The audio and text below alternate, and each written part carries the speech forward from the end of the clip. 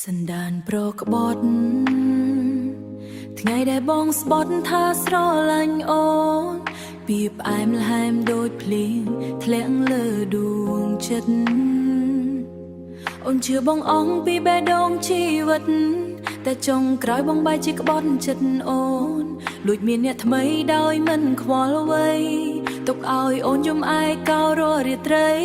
ស្នេហ៍ដែលអូនថែប្រែជាផេងធូរលាគ្មានភាពស្មោះត្រង់សណ្ដានប្រក្បត់ពេលស្នេហ៍គ្រាន់តែបោកមកម៉ត់ស្លូតបោកតែចិត្តពោពេញដោយល្បិចអូនឈឺចាប់ព្រោះជឿចិត្តមនុស្សខំចង់ក្រៅសតែទឹកភ្នែកនឹងការឈឺផ្សាសណ្ដានប្រក្បត់មិនស្គាល់ពីថាស្មោះស្រឡាញ់មួយផ្លែតហើយក៏ចោលថាស្មោះស្រឡាញ់មួយផ្លែតហើយក៏ចោលដោយងារថ្ងៃនេះអូនសុំដើរចេញពីជីវិតបង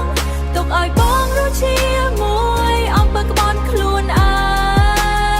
ងអូនធ្លាប់គិតថាបងជាមនុស្សចុងក្រោយដែលអាចផ្ញើបេះដូងឲ្យថែរក្សា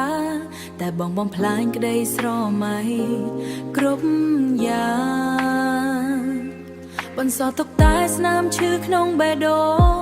ថ្ងៃណាបងត្រូវគេធ្វើដូចអូនសូមឲ្យបងយល់អារម្មណ៍ការឈឺចាប់មនុស្សក្បត់ស្នេហ៍គង់កិច្ចមិនផុតកម្មព្រោះទឹកភ្នែកអូនមិនធ្លាក់ឥតន័យឡើយ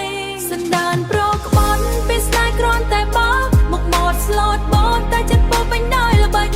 អូនឈឺចាប់ព្រោះជឿចិត្តមនុស្សខំចង់ក្រៅសតែទឹកភ្នែកនឹងការឈឺផ្សាសណ្ដានប្រក្បត់មិនស្គាល់ពីថាស្មោះស្រឡាញ់មួយផ្លែតហើយក៏ចោលថាស្មោះស្រឡាញ់មួយផ្លែតហើយក៏ចោលដោយងារថ្ងៃនេះអូនសុំដើរចេញពីជីវិតប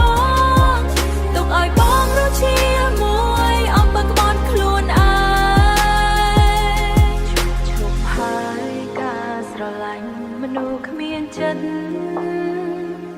ឈប់យំជុំឈប់រំចាំមនុស្សមិនសមអូននឹងរស់ដោយកម្លាំងបេះដូងខ្លួនឯងមិនឲ្យប្រកបក្បត់មកបំផ្លាញជីវិតឯ